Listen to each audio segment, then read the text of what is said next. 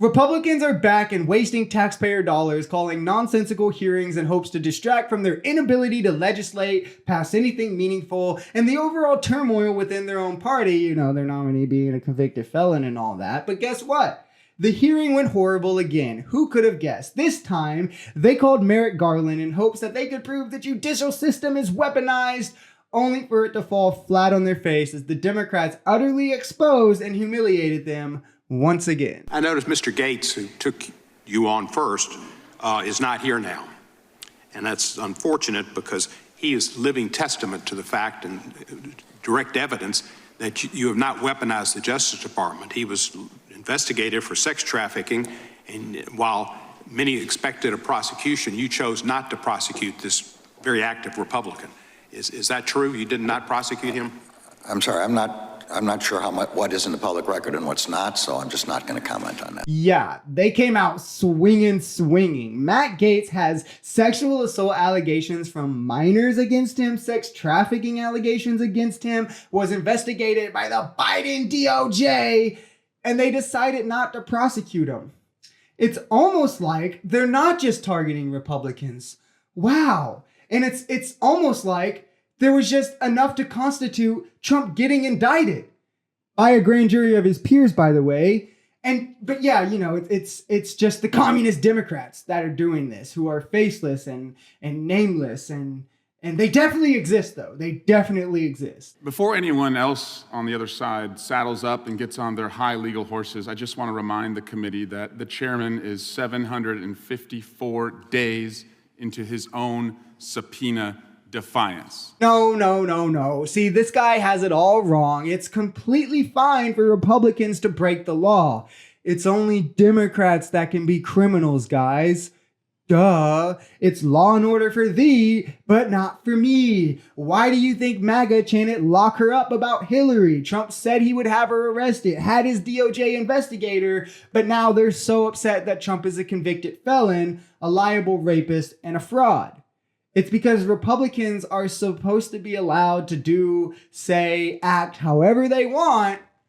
And if they get charged, it's political persecution. So if you believe in states' rights, except when a jury in that state convicts your nominee for president, you might be in a cult. If you claim you back the blue but want to defund the police when the police go to your nominee's house to retrieve national security secrets, you might be in a cult.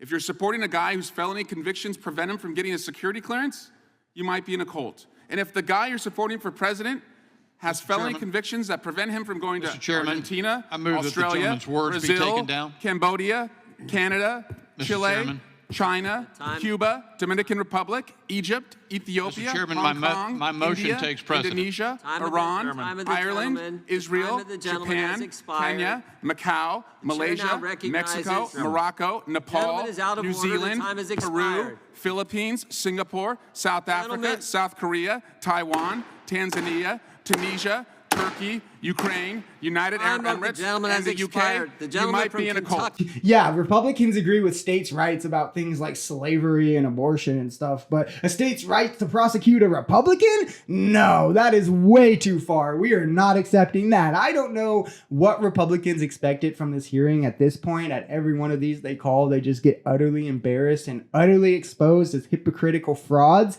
And if you match the description of anything that Eric Swalwell just said, you might be in a cult. That's the problem of all my Republican colleagues right now, and that is they're about to nominate a convicted felon. And they don't know how to cope with that.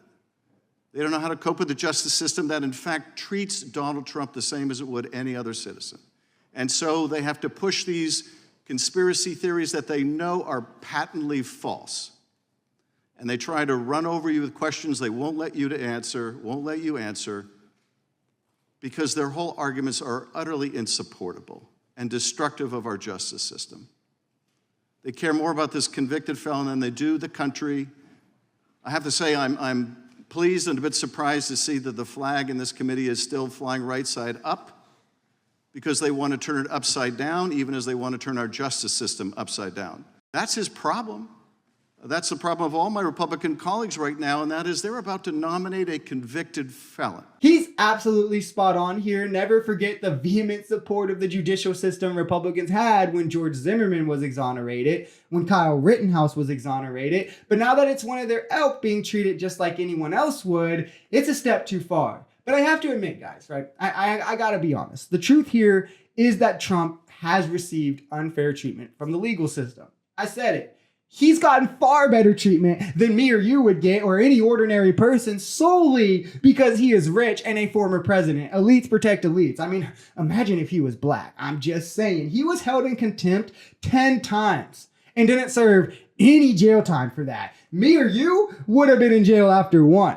2 if we're lucky, right? 2 if the judge liked us. Letitia James, who got him for fraud, could have seized his assets immediately, the day of, right when he was found liable. Instead, she gave him a 10-day grace period. A 10-day grace period that me and you would not have had. The state could have held Trump to his bond amount in that case, but they had it reduced by about 60%.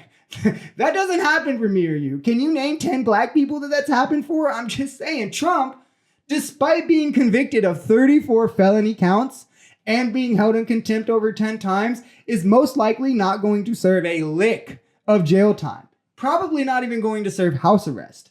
Me and you, we're going straight to prison after 1 conviction, let alone 34. Stop letting this round orange man lie and brainwash you, and let's make sure that we preserve American democracy in 2024.